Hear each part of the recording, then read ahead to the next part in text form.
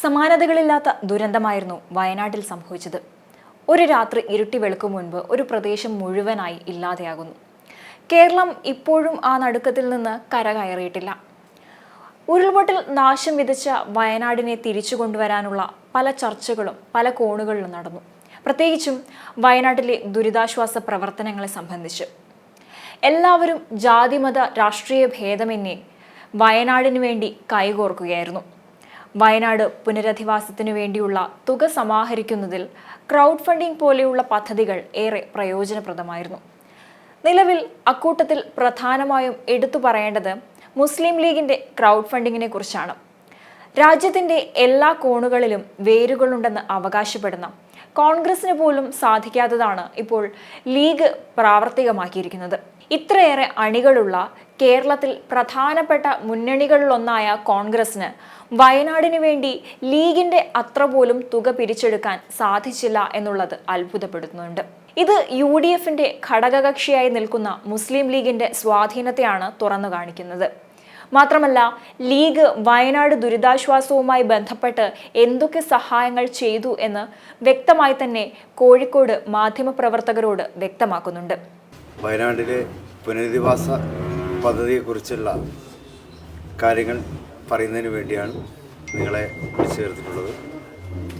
ഒന്നാമത് ഇന്നലെ ആയിരുന്നു നമ്മുടെ ഫണ്ട് റേസിങ്ങിൻ്റെ സമാപനം. ക്രൗഡ് ഫണ്ടിങ് ആയിരുന്നല്ലോ. ഏതായാലും ഒരു മാസം നീണ്ടുന്ന ക്രൗഡ് ഫണ്ടിങ്ങിൽ ഇന്നലെ 31-ാം തീയതി ഓഗസ്റ്റ് 31 അർദ്ധരാത്രി അത് അവസാനിപ്പിച്ചു. 36,08,11,688 കോടി രൂപയാണ് ഞങ്ങൾക്ക് ലഭിച്ചിട്ടുള്ളത്.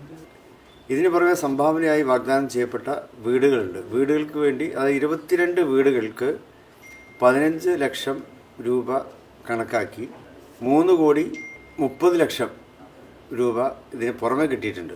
ഈ 36 കോടിക്ക് പുറമെ 3 കോടി, അപ്പോൾ ഏതാണ്ട് 39 കോടിയിലേറെ രൂപ വയനാട്ടിലെ ആ പുനരധിവാസ പദ്ധതിക്ക് വേണ്ടി സമാഹരിക്കുവാൻ സാധിച്ചിട്ടുണ്ട്. അതോടൊപ്പം 2 ഏക്കർ 31 സെൻറ്റ് സ്ഥലവും പലരും അവർക്ക് വീട് വെക്കുന്നതിന് വേണ്ടി സംഭാവനയായിട്ട് നൽകിയിട്ടുണ്ട്. 2 ഏക്കർ 31 സെൻറ്റ് സ്ഥലം. ഇതുവരെ ചിലപ്പോൾ കിട്ടിയ ആ ഫണ്ടിൽ നിന്നും 1,40,68,860 രൂപ ചിലവഴിച്ചിട്ടുണ്ട്.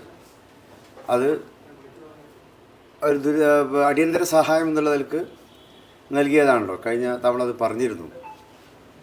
ഗവൺമെൻറ്റിൻ്റെ തന്നെ കണക്കിലുള്ള 691 കുടുംബങ്ങൾക്ക് 15,000 രൂപ വീതം അടിയന്തര സഹായം ചെയ്തു കൊടുത്തു. 57 വ്യാപാരികൾക്ക് 1,00,000 രൂപ വീതമുള്ള സഹായം ചെയ്തു കൊടുത്തു. വാഹനങ്ങൾ നഷ്ടപ്പെട്ടവർക്ക് 4 പേർക്ക് ആയിട്ട് 4 ജീപ്പുകൾ, 3 പേർക്ക് 3 ഓട്ടോറിക്ഷകളും 2 സ്കൂട്ടറുകളും നൽകിയിട്ടുണ്ട്. ഇതെല്ലാം ഇതിന് പുറമെയാണ്. പിന്നെ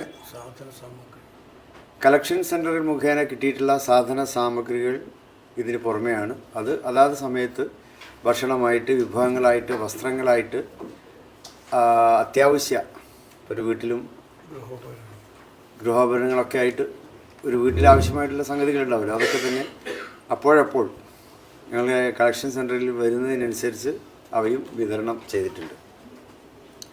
ഇനിയിപ്പോൾ നടപ്പാക്കാൻ ഉദ്ദേശിക്കുന്ന മറ്റൊരു കാര്യം, KMCCയുടെ സഹായത്തോടെ 48 പേർക്ക് വിദേശത്ത് ജോലിക്ക് ആവശ്യമായിട്ടുള്ള കാര്യങ്ങൾ ചെയ്ത് കൊണ്ടിരിക്കുന്നു. അതിൻ്റെ പേപ്പർ വർക്കുകളും മറ്റും നടന്നുകൊണ്ടിരിക്കുക. 48 പേരെയാണ് ഈ ദുരിതബാധിത പ്രദേശത്തുള്ള 48 പേർക്കുള്ള വിദേശ ജോലി അത് ഉറപ്പുവരുത്തിയിട്ടുണ്ട്.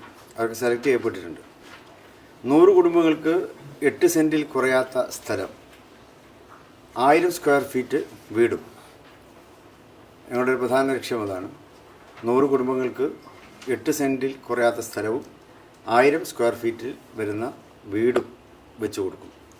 അതിന് പുറമെ ലീഗൽ സെല്ല്, വിദ്യാഭ്യാസ പദ്ധതികൾ, ഇതൊക്കെ അതിൻ്റെ ഭാഗമായിട്ട് തന്നെ നടത്തപ്പെടുന്നുണ്ട്. ഇതാണ് വയനാട്ടിലെ കാര്യം ഞങ്ങൾക്ക് പറയാനുള്ളത്.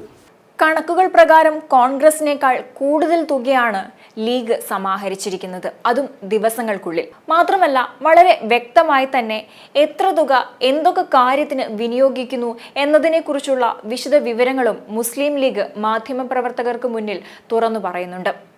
ഇതിൽ നിന്ന് വ്യക്തമാകുന്നത് ലീഗിന്റെ വളർച്ച തന്നെയാണ്. ഈ ഒരൊറ്റ കാര്യത്തിൽ നിന്ന് തന്നെ ലീഗ് ജനങ്ങൾക്കിടയിൽ ചെലുത്തുന്ന സ്വാധീനം എത്രത്തോളം ഉണ്ടെന്ന് തെളിയിക്കുന്നുണ്ട്. മാത്രമല്ല, ഇതോടെ ജനപിന്തുണയുടെ കാര്യത്തിൽ കോൺഗ്രസിനേക്കാൾ ഒരുപടി മുന്നിൽ നിൽക്കുകയാണ് മുസ്ലിം ലീഗ് ഇപ്പോൾ.